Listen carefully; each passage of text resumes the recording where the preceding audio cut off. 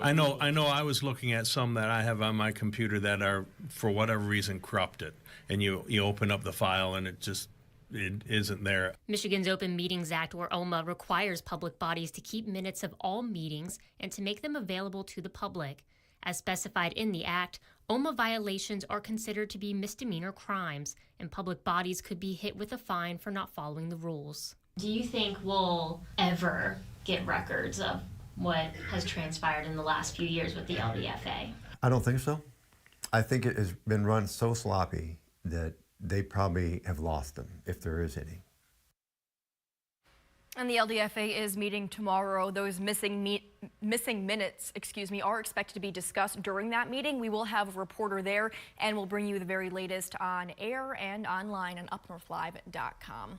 Our next story takes us to Grand Traverse County, where the Grand Traverse County Parks and Recreation officials are preparing to make improvements to the Civic Center walking track there in Traverse City, starting with the replacement of the ever so popular pedestrian bridge. Now, officials say the improvement project will start the week of March 24th, and the pedestrian bridge over West Civic Center Drive will have to be removed. So for more on this entire project, let's bring in our guest tonight, John Chase. He is the Director of Parks and Facilities in Grand Traverse County.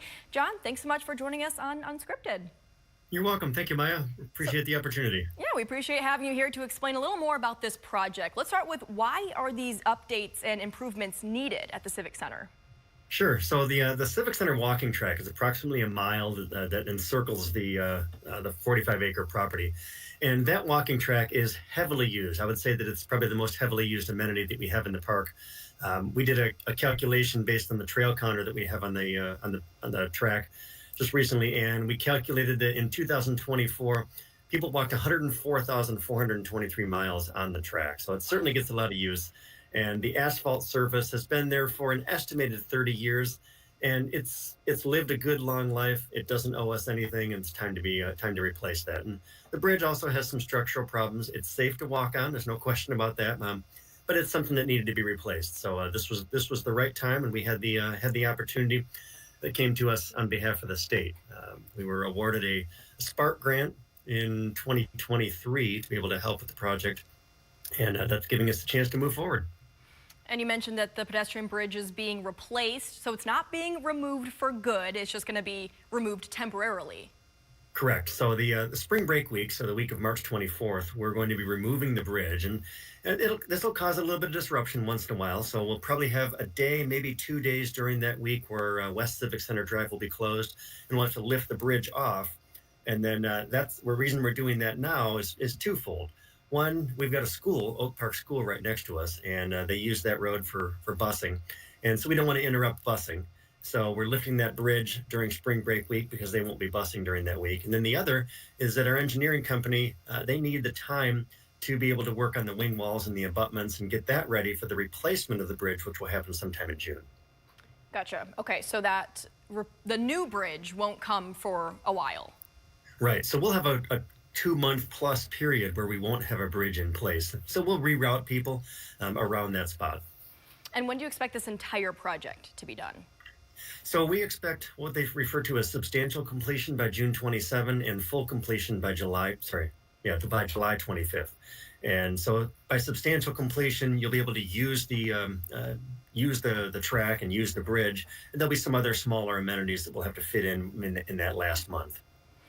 And so, of course, there's going to be some people who are maybe a little upset during this period of construction where they won't be able to use some of these amenities. But like you mentioned, it's not going to be a terribly long process. So what would you say to those people out there who are watching right now and are a little concerned that they can't use some of their favorite amenities at the Civic Center? Sure. So, first of all, we appreciate their support. We appreciate them coming out and using the track every day, and we want to make sure that we're providing the best service that we possibly can. So with that progress does come a little bit of disruption, and we appreciate their patience as we go through that process. We'll make sure that we've got signs out there, and when the track is available, we'll be able to reroute people. There will also be a period of time, likely up to about 2 weeks, where the track will not be available, because when we're replacing it, we'll actually have to pulverize the surface and then do some work to prepare that and then lay the new surface. So we'll make sure we get communication out there, and that'll be both on our website, and we'll put signs up on property. So when it comes to both the track and the pedestrian bridge, what will be some of the biggest changes from the old ones to the new and updated ones? Yeah.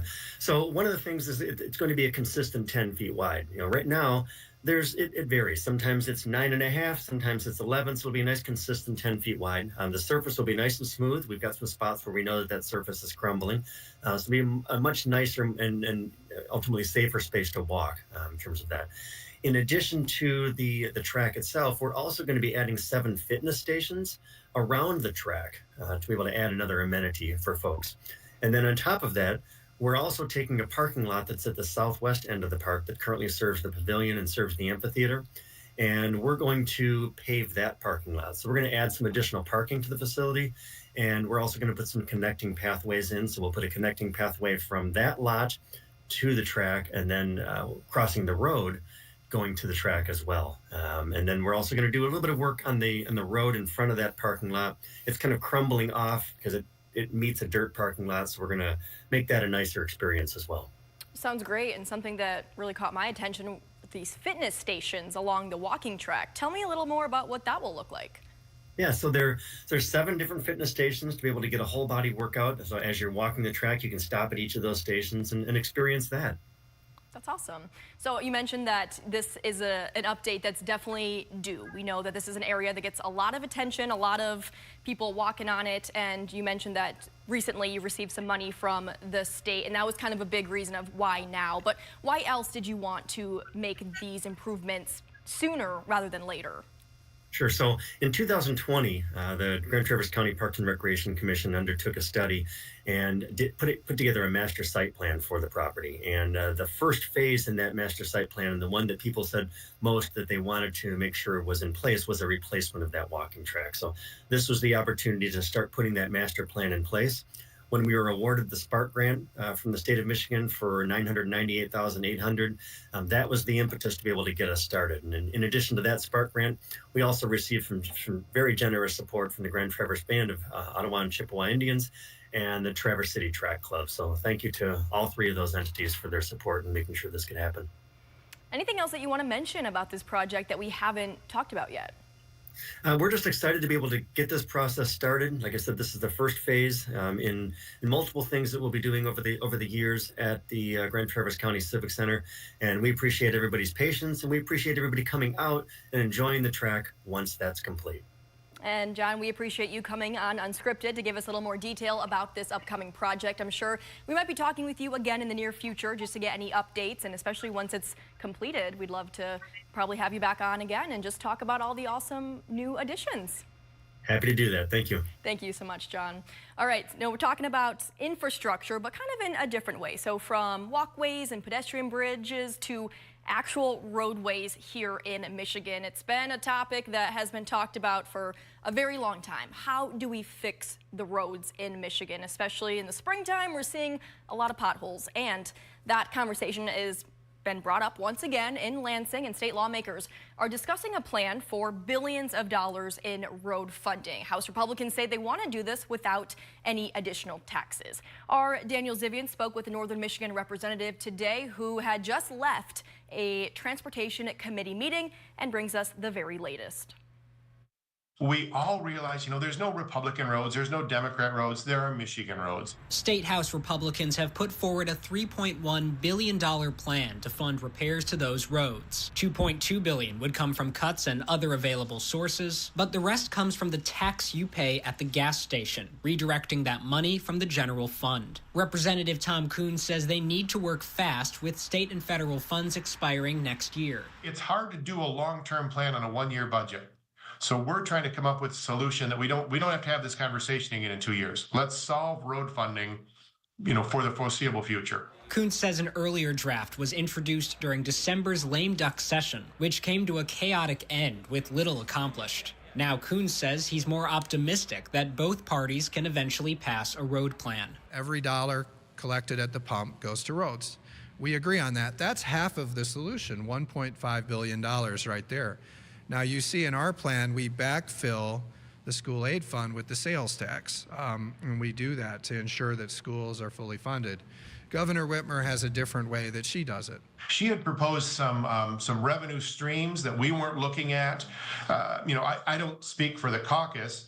For myself, corporate income tax is dead. We are not going to raise corporate income tax. I will not vote. I'll vote against my own bill if it involves raising the corporate income tax. That's not an option. Coons says more testimony is expected, but he hopes the bill is passed out of the House by the end of March. Daniel Zivian, UpNorthLive News. And we did reach out to Democratic Representative Betsy Kofia today for comment on this bill, but did not hear back from her by airtime.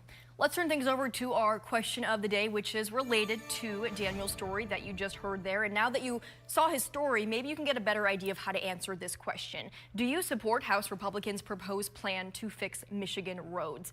Scan the QR code on your screen right now. That'll take you to our website where you can vote. You can also go to our Facebook page and scroll down a little bit. You'll see a post with our question of the day, and we have quite a few comments. So if you want to join in on the conversation, head to our Facebook page. We'll make sure to read some of your comments at the end of the show. But looking at the live results right now, so we have 95 votes. Looks like 71% of voters say yes, they do support the plan, and 29% say no. So we will look into why these people are voting the way they are by reading, again, some of those Facebook comments at the end of the show. But right now we're going to take a quick commercial break. Coming up in just a couple of minutes, we'll check back in with Chief Meteorologist Joe Charlevoix. He'll have much more on the forecast for the rest of the week. He talked about a bit of a warm-up in the next couple days, but I wonder how the weekend, it's only Tuesday, but I think we're all always looking forward to the weekend. So he'll have much more on that as well coming up next. I'm Jada Johnson from Big Boys TV, and the Fish and Game Report is sponsored by Johnson's Propane.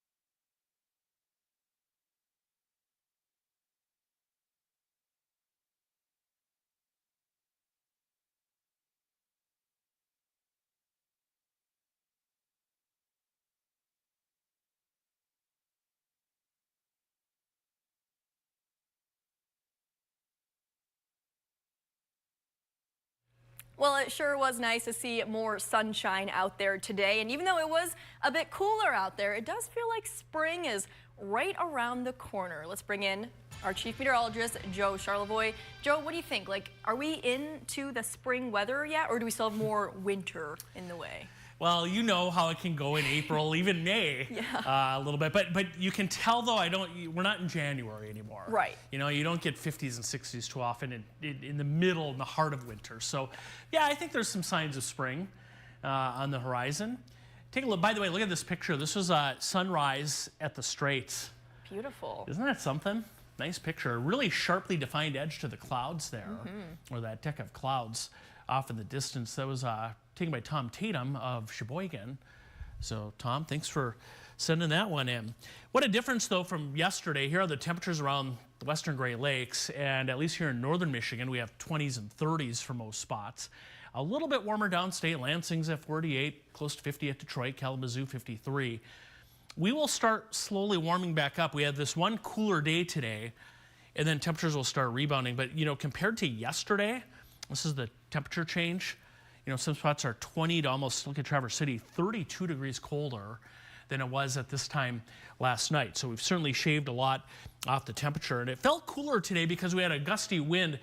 Here's the good thing with that, though. The wind is really settling down. We still have gusts at Sault Ste. Marie to 29 miles per hour. But the wind will start coming down because high pressure is starting to build in just off to the west of us there. That'll slide just north of us over Lake Superior tonight. And usually when you get high pressure nearby, the wind will calm down and pretty quiet weather expected. Not a lot going on around the country, too. Here's a little bigger picture. The eastern half of the U.S., fairly quiet.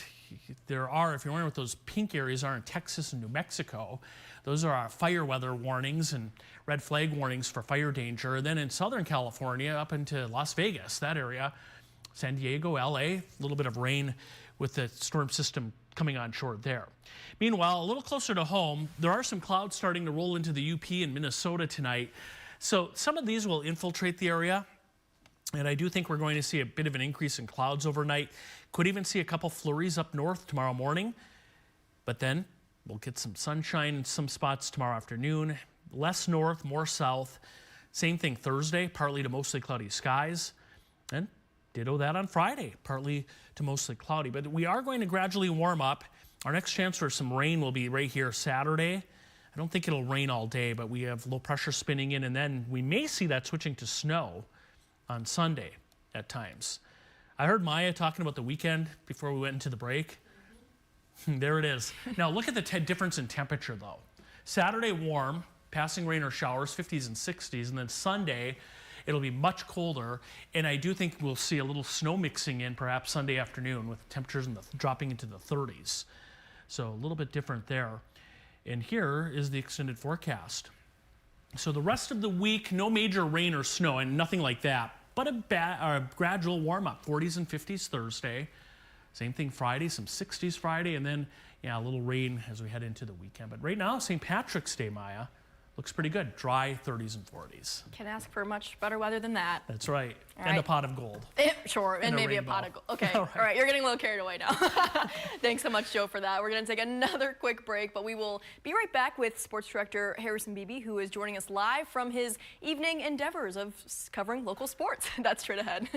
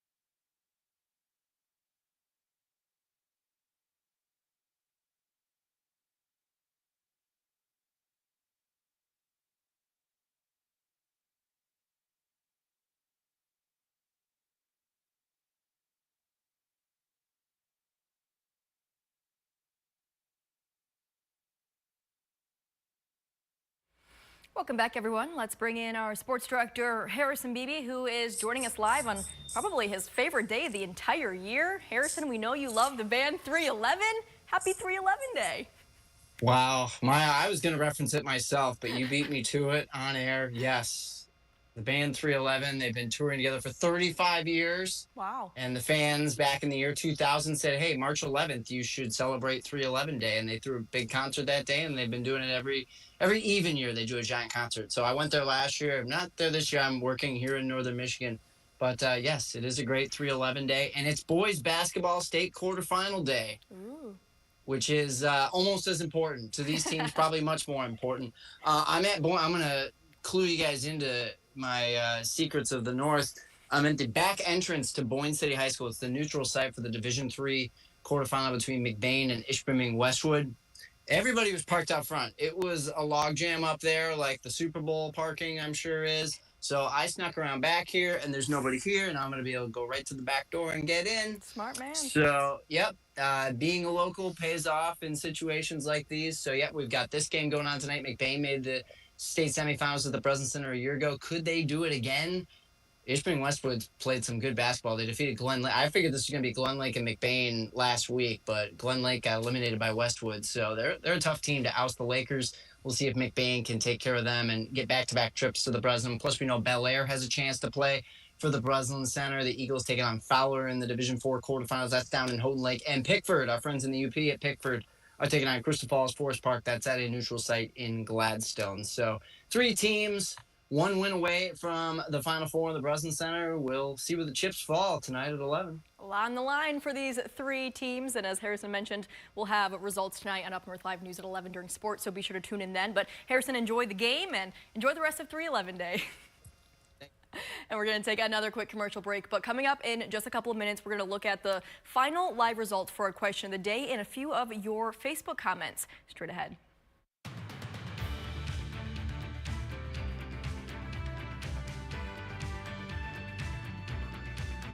Salon services are furnished by Epiphany Advanced Academy in East Acme.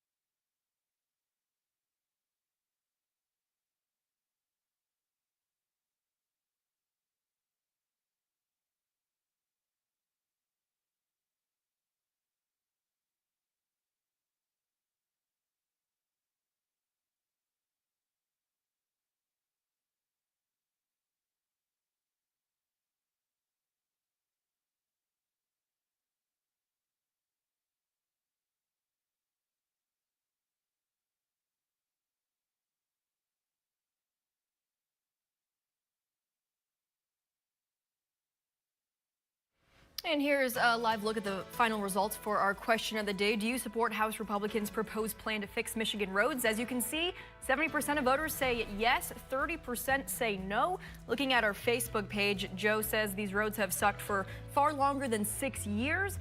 invest in mass transit, or this is as pointless as it's always been.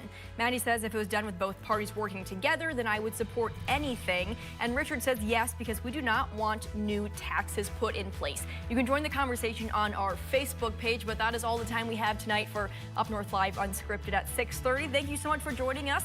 We hope to see you back here at 11 o'clock. Take care, everyone.